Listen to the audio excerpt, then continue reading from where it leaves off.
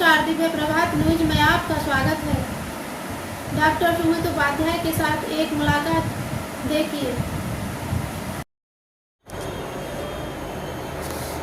मैं डॉक्टर सुमित उपाध्याय, नाक कान गला रोग विशेषज्ञ, मेरठ में न्यूट्रिमा हॉस्पिटल में नाक कान गले की सेवाएं देता हूं।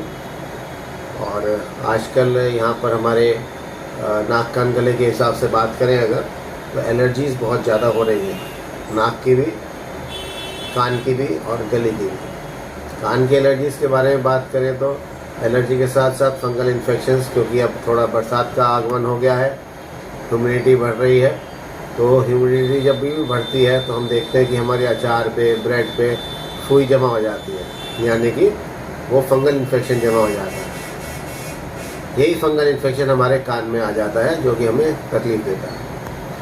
जिन लोगों की शुगर बढ़ी हुई है उन्हें विशेष करके ध्यान रखना चाहिए कि कान की ऐसे खुजली नहीं करनी चाहिए।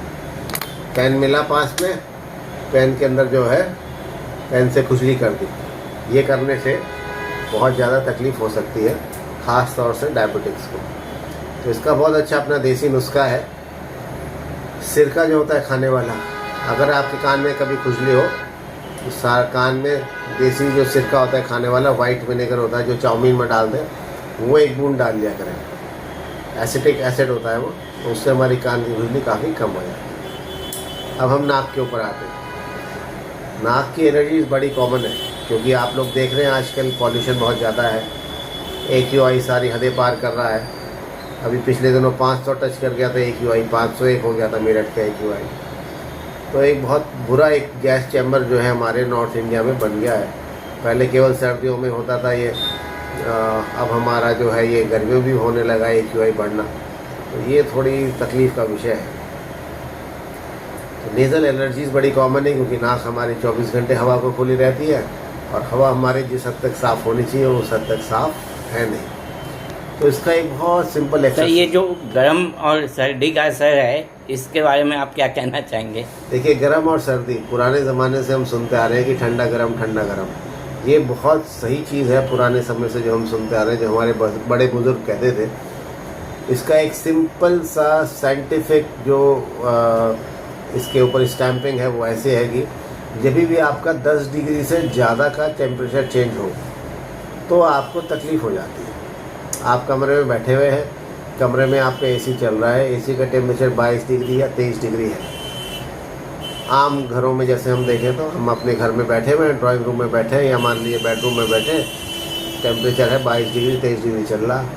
चाय पीने का मन गया, मोहतरमा हमारी मैडम जो है चाय बनाने गई, किचन का टेम्परेचर 37 डिग्री 40 डिग्री, क्योंकि गैस जल रही है, फ्रिज रखा हुआ है और भी गैजेट्स हैं, तो वहाँ का तो जो आपका 22 डिग्री से 40 डिग्री में कन्वर्जन हुआ इमीडिएटली, और फिर चाय ले गए, फिर मैडम आ गई आप 22 डिग्री पे, तो जो वो कन्वर्जन हुआ वो तकलीफ दे देता है। रात में हम सो रहे हैं AC के अंदर, हमारा 22 डिग्री 23 डिग्री का टेम्परेचर है, रात में हम उठे नेचर्स कॉल अटेंड करने के लिए, टॉयलेट में गए, वहाँ का टेम्परेचर हमारा 40 डिग्री, क्योंकि टॉयलेट आपका कई बार वेंटिलेटेड नहीं होता, बंद रहता है चारों तरफ से, भपका बन जाता, तो वहाँ का टेम्परेचर आपका 40 डिग्री। तो जो हमारा 25 से 30 35 40 हो जाता है एकदम, जब भी आपका 25 to 35 होगा तब एकदम से तकलीफ होती है। तो इसके लिए दो चीज़ें हैं, जैसे आप कभी बाहर ऑफिस से, बाहर धूप से घर के अंदर आए तो एकदम से बिल्कुल ठंडे कमरे में मत जाया करिए। थोड़ा सा जैसे क्वारंटाइन होता था ना, कोरोना टाइम पे चला रहा क्वारंटाइन, 10 मिनट 15 मिनट क्वारंटाइन में रहा करिए, उसके बाद फिर ठंडे कमरे में जाया करिए, तो आपको एकदम से ठंडा गरम नहीं होगा। ये बहुत सही चीज़ है। ठंडा पानी पी लिया, ऊपर से गर्म पानी पी लिया तो दिक्कत का विषय है। गर्म चाय पी ली, ऊपर से कोल्ड ड्रिंक पी ली। और आजकल के मौसम को देखते हुए एक चीज़ और बहुत ज़रूरी है कि डिहाइड्रेशन बहुत ज़्यादा हो रहा है। आपने अपने शरीर के अंदर पानी की मात्रा खूब ज़्यादा रखनी है। इसका एक सिंपल सा टेस्ट है, जब भी आप यूरिन करें, जब भी पेशाब करने जाएं, तो उसमें आप अपने यूरिन का कलर नोट करें। वो एकदम लाइट स्ट्रॉ कलर होना चाहिए, लाइट येलो होना चाहिए। अगर वो डार्क येलो है, यानी कि आपके शरीर में पानी की कमी है, और अगर वो लाइट शेड में है, वाइटिश है, तो आपके शरीर में पानी बहुतायत में है। इसलिए पानी ज़रूर पीते रहें। और पानी की सुबह उठ के 2 गिलास 3 गिलास ज़रूर पी लिया करें। दोपहर बाद 4-5 बजे के बाद अगर पानी ज़्यादा पीते हैं तो फिर नाइट स्लीप डिस्टर्ब होती है, बार बार टॉयलेट जाना पड़ता है। सुबह उठ के पानी अच्छे से पिए ताकि शरीर में इस उमस भरी गर्मी में पानी की कमी ना आए। दूसरा, नाक की एलर्जी दूर करने का एक बहुत अच्छा देसी नुस्खा है। हमारी टेम्परेचर पर बात हो गई, हमारी ह्यूमिडिटी पे बात हो गई, हमारी वाटर इनटेक पर बात हो गई, हमारी कान की एलर्जी पे लेके बात हो गई। अब हम नाक पे केंद्रित करते हैं। नाक के अंदर जो है कई बार एलर्जीज बहुत कॉमन हो जाती है आजकल जैसे हो रही है, तो हमें नाक के अंदर ऊपर का जो ये छिद्र है नाक का, जिसको एंटीरियर नेजल ओपनिंग बोलते हैं, ये ओपनिंग जो है हमारी, इसके ऊपर हल्का सा इस तरीके से देसी घी लगा लें दोनों तरफ। गाय का देसी घी अगर हम नाक में लगाते हैं तो वो एक बहुत अच्छा मॉइस्चराइज़र का काम करता है, जिस वजह से फिर वो नाक की ब्लीडिंग और नाक में और बाकी तकलीफ़ें होने की संभावनाएं काफ़ी कम हो जाती है। एलर्जीज नाक की बहुत कम करता है। तो जैसे आपने कहा गाय का देसी घी, बहुत जगह गाय का देसी घी उपलब्ध नहीं है उसमें क्या तेल या प्लेन देसी घी भी लगाया जा सकता है? गाय का देसी घी का जो है लेखन जो है आयुर्वेद की बुक्स में है, किताबों में है ना जी। एलोपैथी में इसका जो है लेखन नहीं है। तो कर सकते हैं। कई लोग बादाम रोगन भी लगाते हैं, कई लोग सरसों का तेल भी लगाते हैं। तो बादाम का ये देसी घी गाय का जो है ये हमारे आयुर्वेद में मेंशन है, इसलिए इसमें हमारी एलोपैथी में इसके बारे में कोई विवरण नहीं। आयुर्वेदिक में तो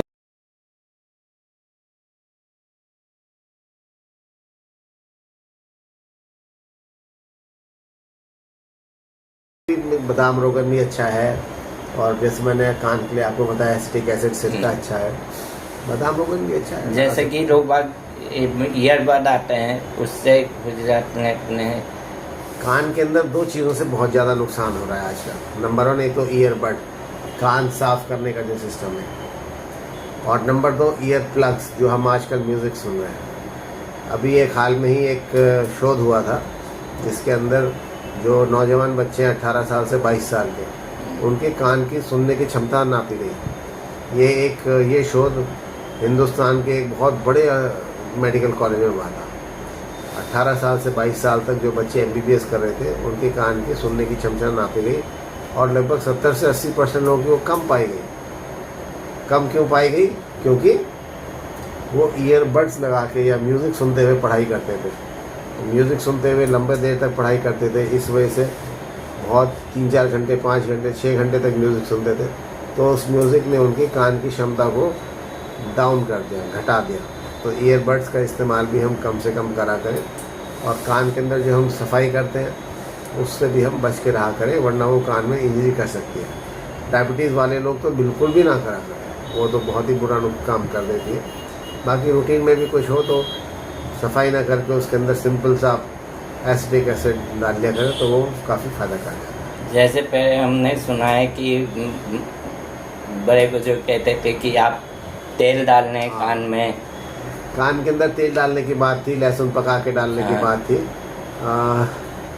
अब तो बहुत ज़्यादा इसका प्रचलन में नहीं है। एक सुदर्शन करके प्लांट आता है, सुदर्शन छोटा सा पौधा आता है, घरों के बाहर लगा रहता है, उसका रस भी डाला करते थे, आयुर्वेद में बड़ा फेमस है, वो भी डाल सकते हैं। लेकिन सरसों का तेल और उसके अंदर लहसुन, ये आज तक पढ़ने को नहीं मिला कभी। नुकसान करने की संभावना इसके अंदर भरपूर है। इस मौसम में ख़ास तौर से जब ह्यूमिडिटी ज़्यादा होती है, फंगल इन्फेक्शन ज़्यादा होता है, तब ज़्यादा नुकसान कर सकता है। थैंक यू डॉक्टर साहब, आज दिव्य प्रभात को आपने समय दिया। ईश्वर से प्रार्थना, ईश्वर के चरणों में प्रार्थना है कि वो हमारा जो है मीडिया ग्रुप जो है दिव्य प्रभात, इसको आगे से आगे देशभक्ति की बातें, सच्चाई की बातें और हिंदुस्तान और समस्त जो है प्राणियों को आगे बढ़ने की बातें को बढ़ चढ़ के, बिना किसी लार लपेट के, बिना किसी दबाव के और बिना किसी दिखावे के हमारे और आपके सामने समस्त हिंदुस्तान के सामने इसी तरीके से प्रस्तुत करता रहे। धन्यवाद। Thank you.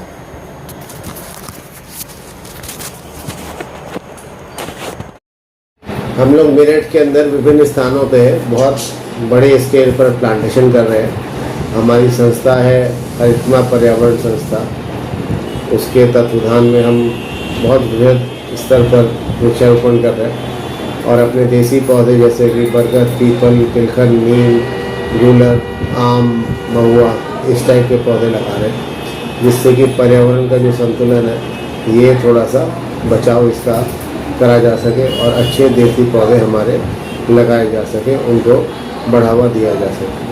तो सभी श्रोताओं से मेरा निवेदन है कि जो भी अगर आपके पास कोई भी ऐसी लोकेशन हो, साइट हो जहाँ पर प्लांटेशन करा जा सकता है, उसके बारे में हमें अवगत कराएं और हम उसके अंदर प्लांटेशन करने की पूर्ण कोशिश करेंगे। धन्यवाद। नमस्कार।